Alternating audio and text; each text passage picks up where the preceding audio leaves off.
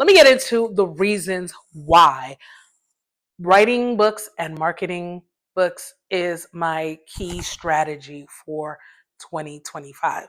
So I wrote the book and then I literally talked myself out of publishing this daggone book. And I have lived to regret it. I have lived to regret that decision. In 2024, I was like, gosh, what if I had published this book in 2020? I don't think I'd be in the situation that I'm in right now. Just one of these tells a part of the story. Welcome to Pages, my business and personal growth vlog. Hey writers, Denise Renee here, and welcome to my first episode of my new vlog, Pages. And in this video, I'm going to share with you why writing, publishing, and marketing books is the cornerstone of my marketing and branding strategy in 2025. And if that's something that sounds interesting to you, if you want to know more, of course, stick around for the whole video. Also, this is going to be a space where you get to know me on a different level. So let's go. All right. So I am hanging out in my living room. It's 9:45 p.m. at night. I just finished recording some other videos and I am desperately trying to hide this one lonely lost nail. So it's distracting me. So I'm just going to bring attention to it and then let her, do what she got to do. But anyhow, got my water bottle going on over here and I got my handy dandy notes so that I don't go way off topic. Actually, I need to go get my tablet because that has the other parts of my notes. So give me a second. All right, child. Tablet acquired, and it is gonna take 10 minutes to boot up, child. Don't ask. In case you're able to see my jeans, I think you should be able to, but they happen to be almost the same color as my couch. So I am wearing clothes, y'all. I promise. Fully covered. Okay, so, and, bruh, doing too much. Child, let me tell you, I be fighting with this tablet. There's a reason why you don't buy cheap products. You get what you pay for, okay? Anywho, so as you can see, this is a different setup from my regular setup in my office where I regularly, record like my teaching videos. This is basically where you find me most of my days, chilling on my couch. If I were to flip the view on the camera, I actually have a workstation in my living room with my smaller love seat. Got my desk, my two computers, honey, and that's where I work most of the day. So, or I'm chilling on this couch when I'm doing stuff for me. So this is for me just a really apropos time and place to come and have this type of very relaxed conversation. So what Pages is about is really showing a more personable side of me. I know I'll come on with the fire tips about book writing, and I have the podcast, which will be coming back later on in 2025, where I'm bringing you experts and practitioners in who are actually out there writing and publishing and selling their books. So just bringing you their tips and tricks and all that kind of stuff. So making sure you not only know how to write your book, but know how to promote your book. I didn't feel like I'm an expert on that because I haven't promoted my own book before, which we gonna do that this year. So I felt like I'd rather interview people and bring you that information. But between that, so that basically sets me up as the quote unquote expert, right? But while I may be an expert at writing, this is something I've loved doing most of my life. And I've really excelled at it and I've really honed in on my skills for it. I'm not necessarily excellent at everything else.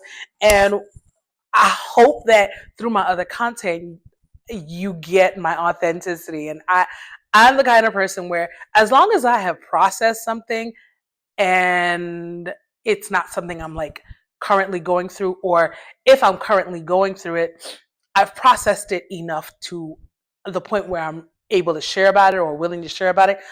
Baby, I'm gonna tell you what it is. And if my reality changes, my truth changes, I'm gonna tell you that too. You just got to stick around for the journey. So that's just really what it is. Like, just like pages in a book is just one moment out of the entire book, but it's very important to the entire story. That's what I'm looking to bring here in the Pages vlog. Just moments in my journey of rebuilding a brand, rebuilding a business, rebuilding myself, child, and also talking about the process that I'm going through for publishing my book. So you may hear that my voice is a little bit scratchy or a little bit hoarse. I just recently got over laryngitis, so it's not like 100% back, but good enough to talk, honey child. So we're gonna rock with it. So anywho, I want to say why I don't want to like really belabor point here. Hang on. Lord have mercy. I thought I had more detailed notes. This is what I get for not checking this out completely before I got on this camera.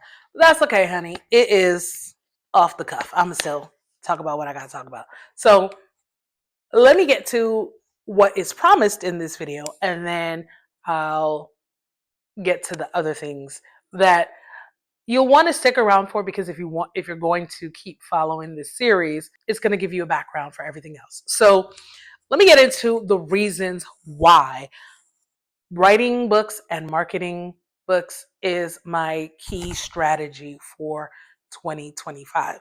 So you're going to hear me talk about a book that I wrote in 2020 and never published. We're going to start talking about that next episode.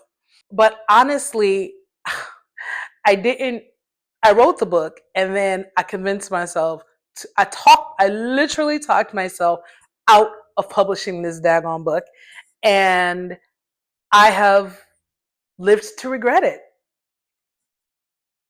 I have lived to regret that decision. I was overthinking, and I was just overthinking and fearful, and I didn't release it. I decided to I was like, okay, I wrote it, but you know what? This is not actually really what I really need to start out with. I need to put out a different type of book. I have to out a book that really shows my methodology for coaching. I got to be set up looking like looking like the hero, like I know what I'm talking about, yada, yada, yada. I started writing that methodology book and got overwhelmed, and I stopped writing it. And also at the time, I had paused my business, and we'll get to that a little bit. And I was dealing with clients that either were past clients or referrals. I wasn't really marketing. I wasn't doing a lot of stuff. And I just kind of lost my way. And I think now in 2024, I was like, wow, you know what? I got into the mindset of done is better than perfect. And I was like, gosh, what if I had published this book in 2020? I don't think I'd be in the situation that I'm in right now, which is right now, I have 2 jobs and I work about 60 hours a week. Because, you got to pay the bills, right? You got to have a place to live. And I'm not trying to, be relying on anybody else. So I got to do what I got to do. But it's like, girl, and while I work, also, again, I still take on some clients as they come in, whether they find me on social media or they're being referred to me, or if, I'm networking somewhere or online. Someone's like, hey, I need help with this, whatever, blah, blah. We'll go ahead and do that. But it's not really a consistent flow just yet. And I was thinking that, oh my gosh, even if one of the things that I was really concerned about was, I don't have this huge audience. I don't have a whole bunch of people who are going to buy the book right away. But the thing about a book, and this is where we're going to get into why I'm doing this now, is that a book can grow over time if you keep working it. It's not about just selling millions of copies, unless you are, even when you have the resources of one of the big four publishers, big five publishers, sometimes you don't get the sales that you want. If those companies feel like some other book or some other author is taking up their attention right now because this is a hot trend, they're going to put resources into that other author, and they're still going to expect you to do what you need to do to help drum up sales for the book. So having a publishing deal, it's a blessing and a curse, all right? And you still have to do your own selling in addition to whatever marketing efforts they give you. And the thing is that if you keep working your book, it's going to continue growing over time. Not to mention, one of the biggest advantages as a business owner or as a brand owner is a book just opens doors. It opens doors to speaking opportunities. It opens doors to being a guest on a podcast. It opens doors to being an invited expert on your local news stations or national news. So when you go to somebody's website and it says, as seen on Fox, as seen on ABC, as seen on CNN, these are all, or as seen in the New York Times, as seen in the Wall Street Journal. These are when they've had opportunities to be featured in these media outlets, and it just gives credibility to who you are and that you know what you're talking about. And when you get the exposure, you're being shown to thousands, if not millions of people. Let's say thousands. You're getting shown to thousands of people. There's guaranteed to be a handful of people who reach out to you because of that article, because you were on this news segment. So, or that your book sales go up because you were featured. One of the things, I have a book idea. I plan to write and publish it. Well, I might write it this year, but I plan to publish it next year. And if the Sherry Show is still around, I hope she is. I think she's doing pretty well. I think she won some Emmys. So she's probably going to be renewed. But one of the things I've heard her say a number of times is that when authors come onto her show, they sell out of their books. And this one particular book is a really great topic that I know would go nicely with her show and with her whole aesthetic. So that'll be one of the places that I pitch to, go and promote my book. But there could be other opportunities. So having a book just gives you an opportunity to put yourself in front of massive audiences or small but targeted audiences for your business. When I look at different conferences, like let's say there's the Atlanta Small Business Expo, because I live in the Metro Atlanta area. That happens at the beginning of every year. There's so many, listen, I don't even have to travel. To be honest, I don't have to travel anywhere. You hear me? There are so many conferences that come to the Georgia Convention Center, which is right off the airport, the GWCC, Georgia World Congress Center, which is on the other side of State Farm Arena where they play the basketball. Basketball. They play the basketball on that side. It's the two towers, not Lord of the Rings, two towers. The north and south. Is it, what hotel is that? Chow. Oh, I used to drive Uber too, so I used to always be over there. Chow, I done stopped driving Uber and I just forgot everything. I forgot everything. But on the other side of seeing it, you listen, if you're from Atlanta, you know what I'm talking about. All right. The Georgia World Congress Center is massive. Conventions come through there and conferences come through there. So many events. And one thing that I see when I look at the speaker page, if you want to be a speaker, they always ask a question. Do you have a book? Preference goes to people who have books. On period. Even if nobody read the book, even if 2 copies were sold, can they click and go into Amazon and see that your book is listed? Can they go to Barnes and Noble and see that your book is listed, your book is there, your book is published and available for purchase? Well, good gosh, that is credibility in and of itself.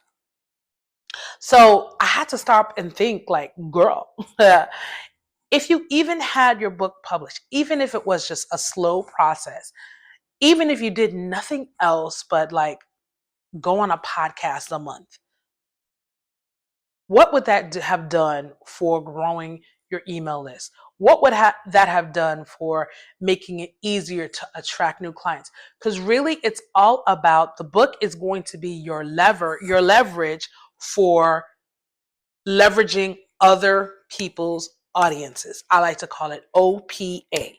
All right. Scandalites, not Olivia Pope and Associates, other people's audiences. And that is the biggest thing that you can do, because building an audience one person at a time, though it has to be done and it should be done, it's tough. And I find that being in a niche that is, it's a more educational niche. It's not, funny dance videos and memes and pointing in this, that, and the third. It's not that. It's not an educational niche. Can my videos be educational? I'm sorry. It's not an entertainment niche.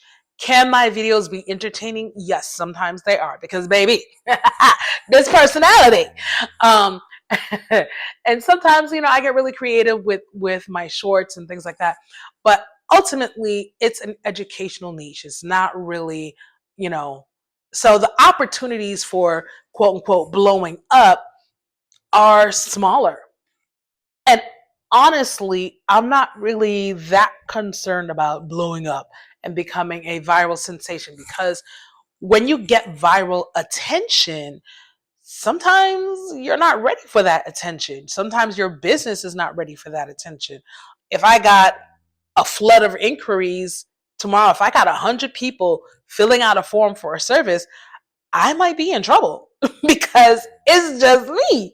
I'd have to be like, okay, we're gonna have to run this group program to help y'all out, because and I do have one. That's how I would have to handle that. And everybody who's looking for one-on-one attention, well, baby, you're gonna have to pay for one-on-one attention. Okay. Okay. So yeah, sometimes viral success is not, it's not necessarily the business, right? You got to really be prepared for that. You need to have systems in place for that. So I'm not necessarily looking for viral success. What I'm really looking for is just a steady stream of warm prospects. So you've indicated interest at some point in time that you want to write a book. You may not be ready now, and that's what happens with a lot of people. It's very rare that I meet someone who's ready now. Like the first client that I had, book client that I had, just so happened she was ready now. She lost my she lost my contact information. But when she found it, baby, it was on and popping. Like 6 months later, she called me and she's like, I'm ready to go. And I was like, let's go. Here's the invoice. Let's go. And we got her book done in 4 months. And actually, sorry, if you want to hear about that process, I think she was episode number 6 on the Sell Your Book podcast. That was such a funny conversation. But she's an amazing person. So check that conversation out. It was pretty dope. But yeah, so if I had published this book 4 years ago, 5 years ago, I would, and even if, at the time I was working in the school system, I was working in Fayette County schools, and I was driving Uber, to pay the bills and keep some health insurance. Even if I still did that, but I focused on, like I said, getting invited to a podcast a week, doing guest articles in different publications, and just focus on that, my email list, my warm target list, like I'd have a bigger audience on YouTube right now. I'd have a bigger audience on LinkedIn right now. And when I realized that, I was like, oh no, baby, you got to get up off your doof. All right. And let's make this happen. It's time. And so because I'm in a situation where I'm working 60 hours a week and I can't do the type of networking that I used to do, I really have to work with online. But the biggest leverage point is having a book. because I can always schedule a podcast interview. I can always schedule, and even when these different conferences come to town, if it's, on one of my work days, well, guess what? That's what vacation days are for. All right. Take that off, go do that speaking event, boom, get a whole bunch of leads onto my list. And very likely there'll be one or two people who might be just ready to go now or ready to go in, a few weeks. That is how I get my clients, is really through networking, those kinds of events, and doing them consistently. And so I last year, 2024, I restarted my brand in 2023. And in 2024, I was, getting more consistent with doing content and everything like that. But I was like, you know what? It's good to do content, but this is going to be a very long game. You need your book. You need the leverage of a book. So that is why in 2025, writing books, I have 2 books that are related to the business that one is written and I'm in the process of finishing it up. And like I said, we're going to talk about that in the next episode. And I'm going to bring you on the journey of me finishing the edits, recording the audio book, and preparing to publish and preparing to market and launch and all that kind of stuff. And I will take you along the journey, and you will see, all of the things that I'm doing to make that happen. So, a lot of times I see a lot of videos where people are, do this and here's this 10 steps and whatever, but not, I really can't say that I've seen any creators really take you behind the scenes and be like, okay, so today I'm doing this and today I'm doing that. And, I'm running into this problem, or I'm making this decision or whatever. So, I really want to create that for you guys. So that's what I'm going to do. So yeah, that's why I'm book marketing. So like I said, that book is written. The second book is not written, but it's going to be very easy for me to write. Well, it's easy for me to write any book. And when I'm ready for that, I will share that process with you guys. And there's a very particular reason that I'm going to do it. And so this first book is basically kind of promoting me as a writing coach. The second book is really going to promote my podcast and I stopped recording that because I was like, this is great. I started it. I'm happy about that, but I really wasn't promoting it. And I'm like, I don't want to be unfair to my guests. They deserve more. And I'm like, I want to be really strategic about that. And I'm like, you know what? One of the biggest strategies I can use is writing a book about the podcast. So I have a very particular way that I'm going to be doing that. And so once that's done, that's when I'm going to come out with season 2 later on in the year. So it's going to be a little bit of a grueling schedule, going from releasing this first book and then right behind it releasing the second book. And then by Q3, third quarter, I want to put out a collection of short stories because I'm a fiction writer too. And I've never published anything. We'll talk about it in the next episode. So yeah, that's why, because it's such an advantage. Writing books, such an advantage. I'm not looking for, and I don't expect that it's going to be overnight success. I expect this to grow. And I'm like, that's fine. I'm fine with that. I'm fine with that. But I know that I'm going to hit a point. The beautiful thing about growth is that it becomes exponential at some point. You just chug along. You just got to keep going. And then whoop, right? You hit that inflection point where the growth is just exponential. So, but if I don't start, I don't get an opportunity to get that. And I'm like, in 5 years, had I published that book 5 years ago, I would be in such a different place. So I'm expecting that now. I just turned 51 back on Christmas, which was 2 weeks ago. What's today? Today's January 7th that I'm recording this episode. Yeah, I expect that by the time I'm 55, 56, in 5 years, by God's grace, I'm not going to recognize where the hell I am. I'm not going to recognize my business. I'm really not. I don't think I would be a one-person operation at that time. But for right now, I am. So let's just really run you real quick before this video gets any longer, and I really don't have any intention of really cutting anything out. Let's wrap this up by giving you a little bit of my business journey. Child. First of all, I have to say, I do not identify as a entrepreneur. I'm not an entrepreneur. Okay. I know it's really popular to be like, yes, I'm a bad bee. I'm a boss bee. And la la la la la la la la la la la la la la la la la la la. Child, I am not, she is not her, okay? I'm not an entrepreneur and I accept that. What I am is a creative.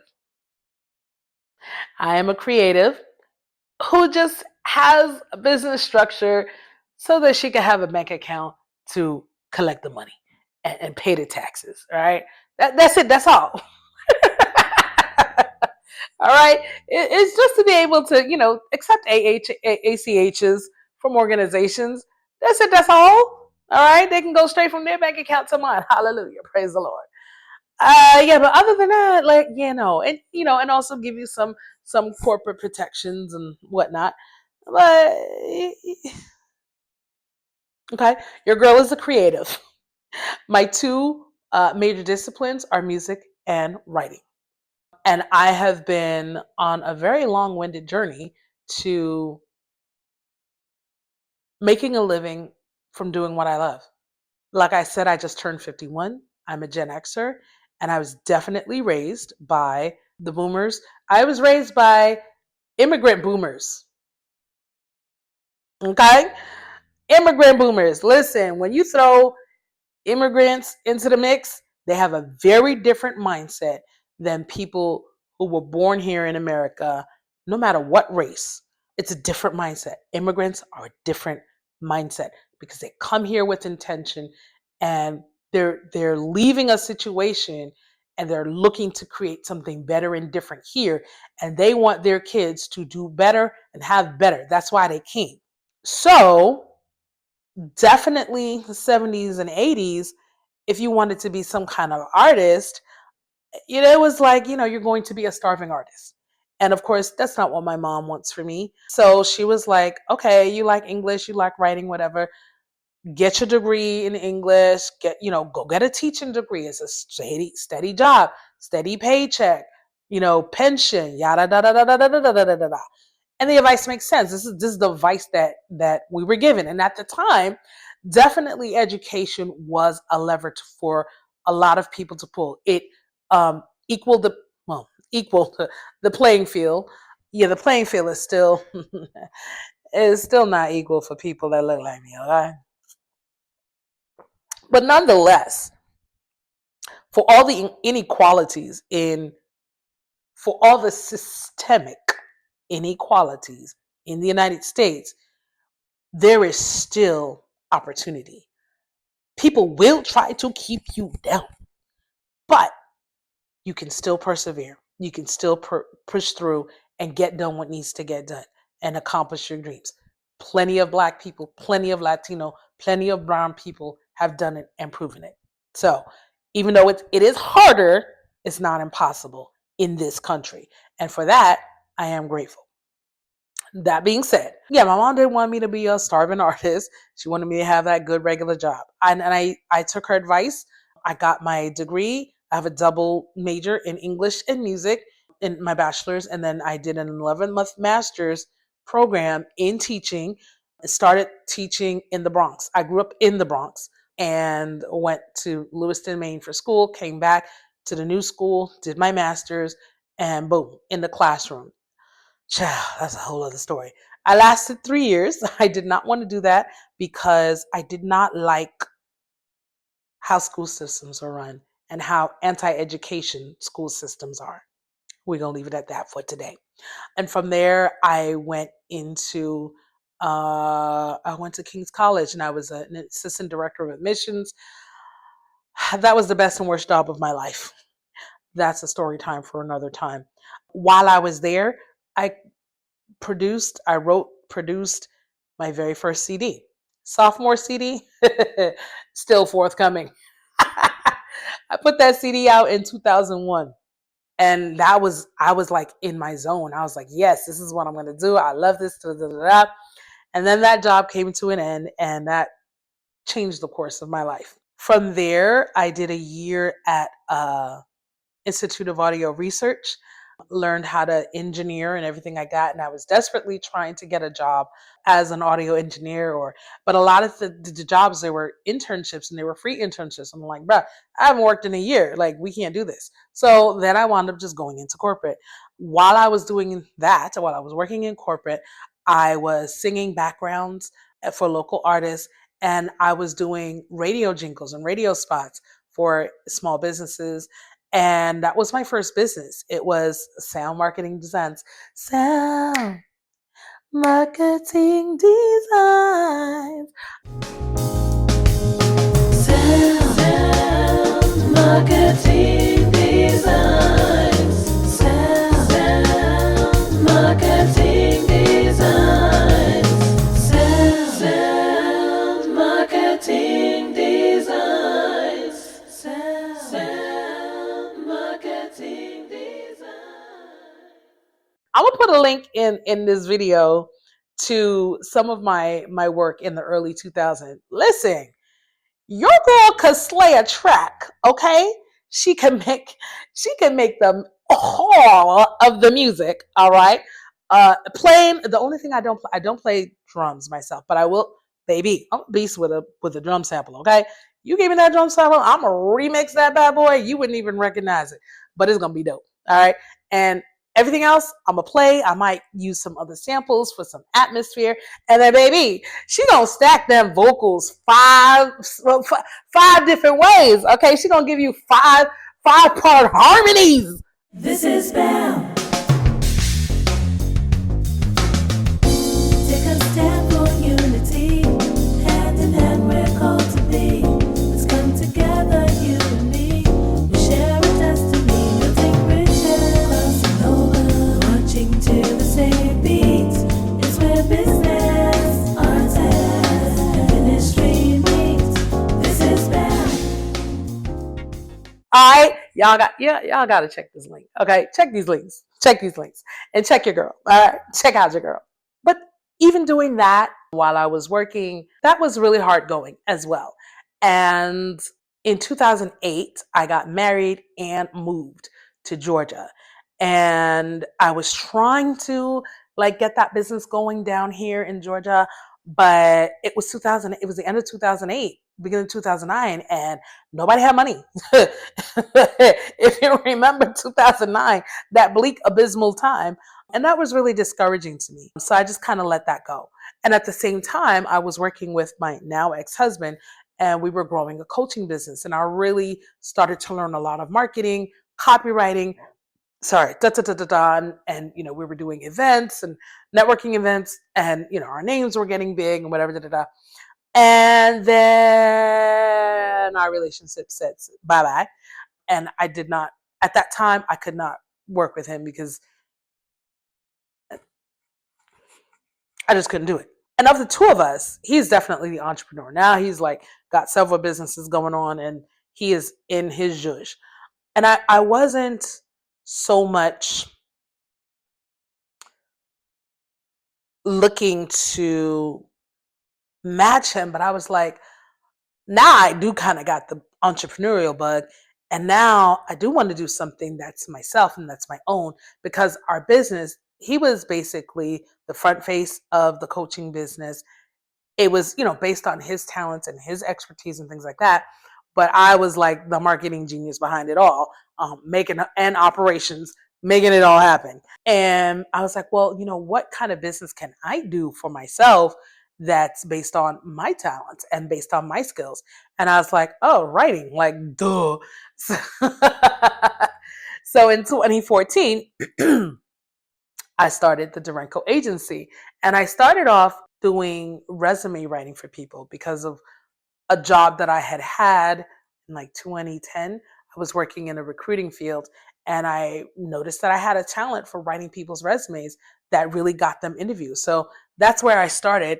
It was kind of slow going with that, but as I was, doing that and doing my own networking, I came across a lot of entrepreneurs who were writing books.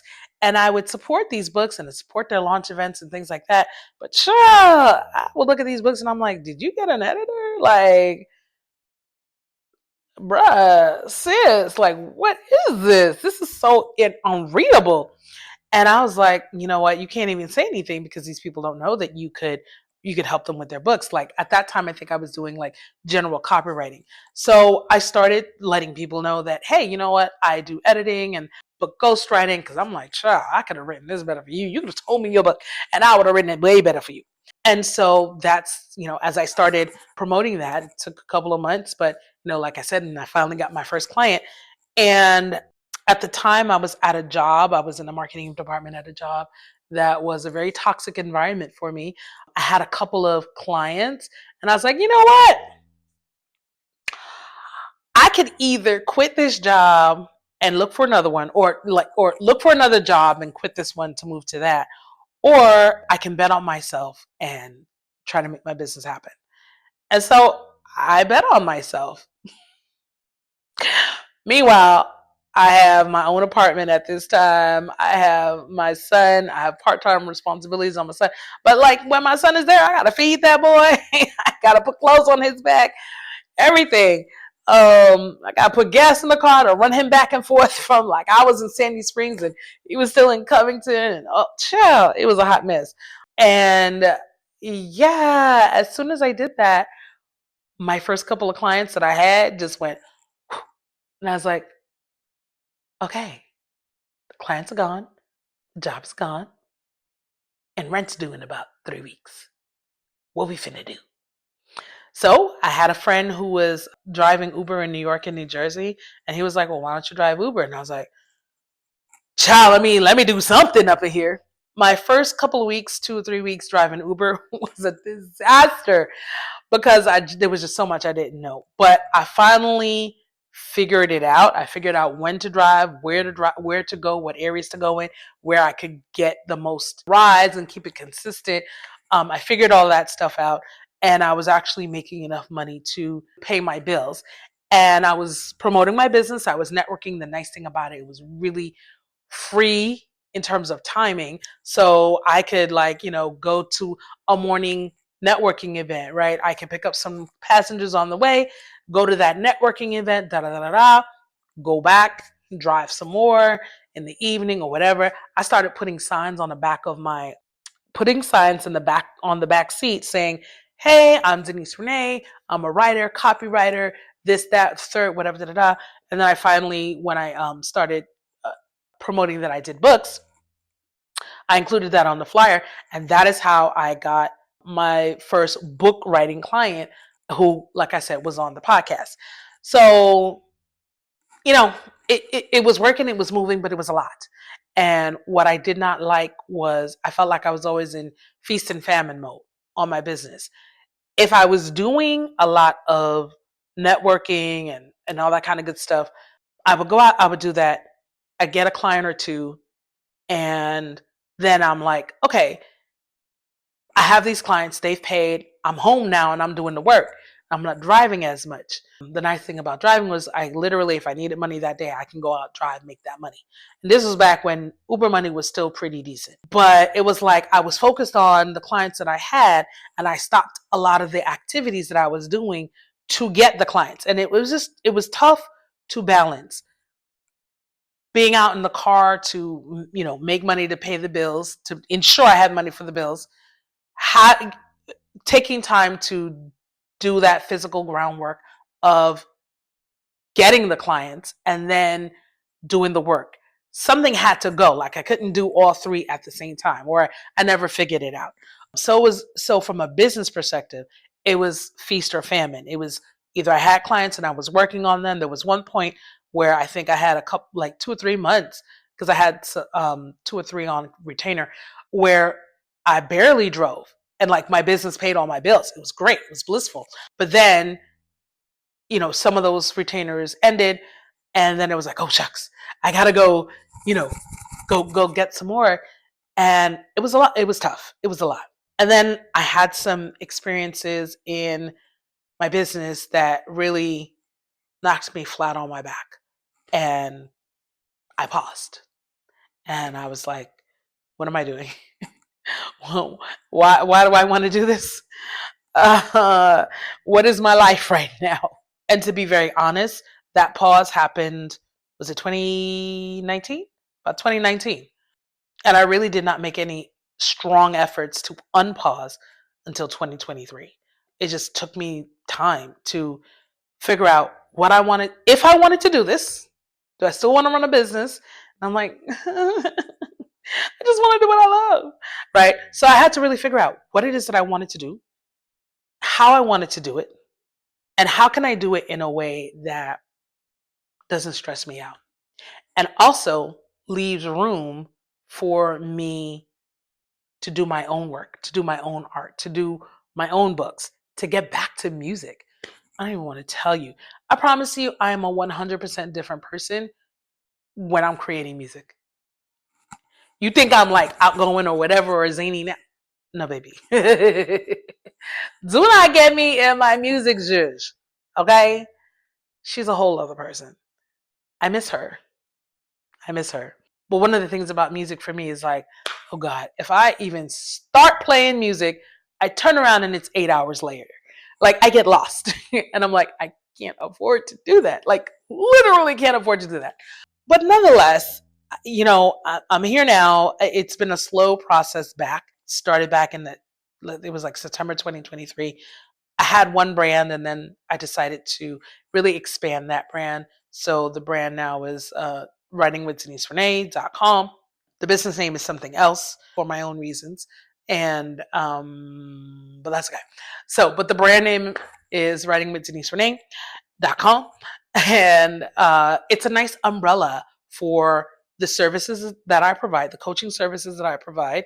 And I don't do too much done for you work. Like I don't, I, I still do resumes because people still refer me. I don't promote resumes, but I have people who know me for doing resumes, and either they come back a couple years later or they send people to me. So I'm like, okay, so I had to be able to have space on my website that addressed that I do resumes and stuff like, and LinkedIn. So I still do that, but that's on referral basis. I don't actively promote that.